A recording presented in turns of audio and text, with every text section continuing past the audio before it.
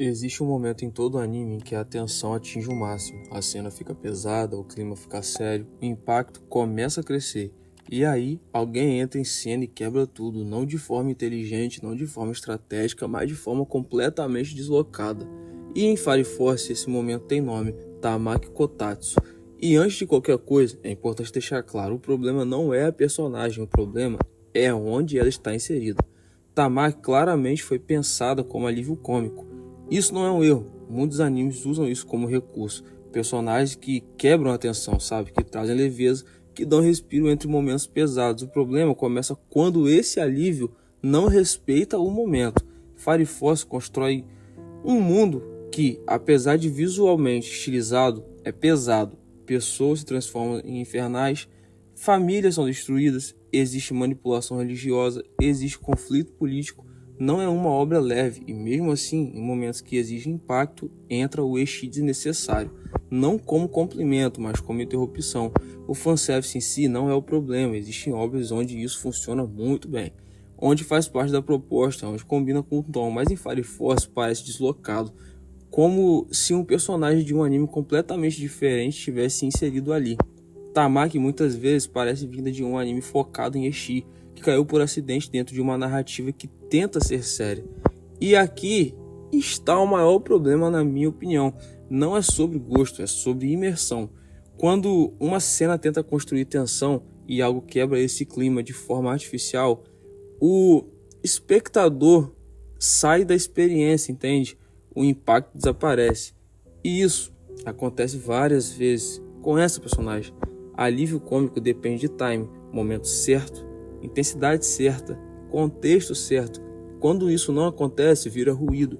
E muitas das cenas da personagem não entram com um humor inteligente, entram como interrupção. Eu preciso que você entenda o que eu quero dizer. Enquanto personagens como Shinra Kusakabe carregam traumas, enquanto Benimaru Shimon representa o ápice do poder e controle, Tamaki entra quebrando completamente esse ritmo. Não existe equilíbrio, existe ruptura.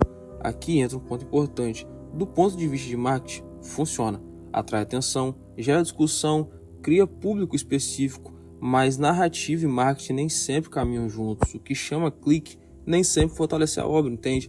Isso precisa ficar claro. Tamaki não é uma personagem ruim por si só. Em outro tipo de anime, poderia funcionar perfeitamente, eu concordo. Um anime mais leve, mais focado em comédia, mais assumidamente ecchi, sabe? O problema é um encaixe. Existe quem goste, e isso é fato.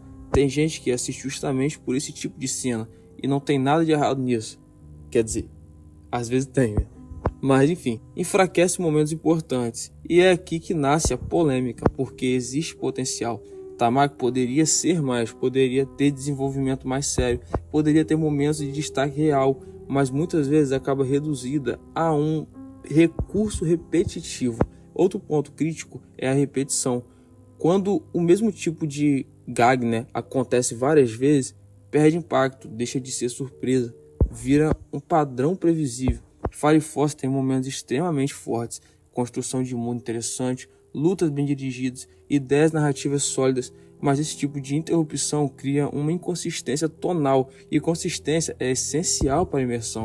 Em vários momentos, parece que existem duas obras acontecendo ao mesmo tempo, uma séria, pesada, com conflitos reais, e outra completamente focada em fanservice.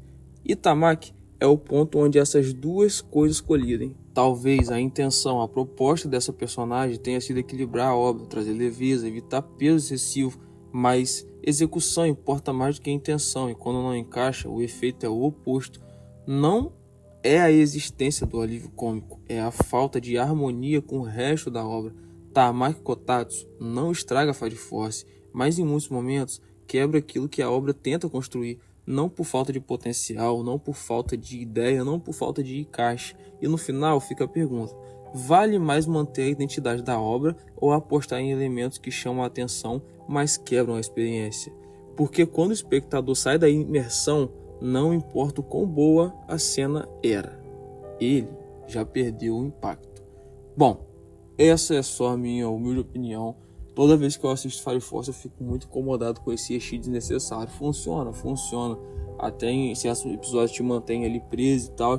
Mas, porra, pelo amor de Deus, todo tempo de tela que essa mulher tem é sempre o mesmo esti totalmente desnecessário, e eu acho que isso quebra muito a opinião da obra, na minha humilde opinião. Mas se você chegou até aqui, deixe seu like, se inscreva no canal, dê uma hypada para ajudar esse vídeo, compartilha com um coleguinha. Eu não sei porque o áudio ficou assim, eu comprei uma lapela nova e simplesmente o áudio ficou assim, e eu tô meio sem tempo, então eu preciso postar esse vídeo. Tamo junto e até o próximo vídeo, eu melhoro o áudio. Valeu!